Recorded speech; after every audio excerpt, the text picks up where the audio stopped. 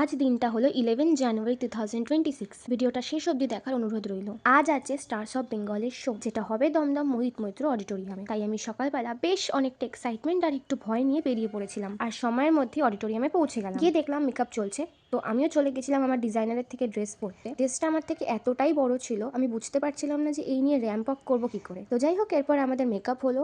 এক এক করে একজন প্রাইমার দিল, একজন বেস, একজন আই মেকআপ, আর লাস্টে লিপস্টিক আর হেয়ার করে শেষমেশ টাইম এসে গেল আমার ওয়াকে। আমি ডিজাইনার রাউন্ডে পার্টিসিপেট করেছিলাম। আমার লাইফে এটা সেকেন্ড টাইম যে বড় মঞ্চে পার্টিসিপেট করছি। নার্ভাস লাগছিল একটু যে এত বড় জামা নিয়ে কিভাবে করবো, বাট ফাইনালি আমি পেরেছি। তারপর অনির্বাণ স্যারের হাত থেকে আমি অ্যাওয়ার্ড পেলাম। দেন যেহেতু আমি আর আরো কয়েকজন ডিজাইনার রাউন্ডে ছিলাম, সেই ডিজাইনারের বানানো ড্রেসে আমরা আবার একবার করে ওয়াক করলাম। এরপর টাইম এলো সেই সময় যেটার জন্য আমি 3 মাস অপেক্ষা করেছি। আজ এখানে সেলিব্রিটি গেস্ট শ্রাবন্তী এসেছিলেন, তার হাত থেকেও আমি অ্যাওয়ার্ড পেয়েছি। এই টাইমটার জন্যই আমি এক্সাইটেড ছিলাম এতদিন ধরে। সো ফাইনালি আমি 2টো ট্রফি পেয়ে গেছি, আর এরপর সার্টিফিকেটও দেওয়া হয়েছে। সবশেষে আমি একটাই কথা বলতে চাই, থ্যাংক ইউ মাকে, যে আমার সব সাকসেসের অ্যাচিভমেন্টের পেছনে আছে। হয়তো নিজেও সারা জীবনে এত কিছু পাইনি যা আমার এইটুকু বয়সে দিয়ে দিয়েছে, তাই থ্যাংক ইউ মা।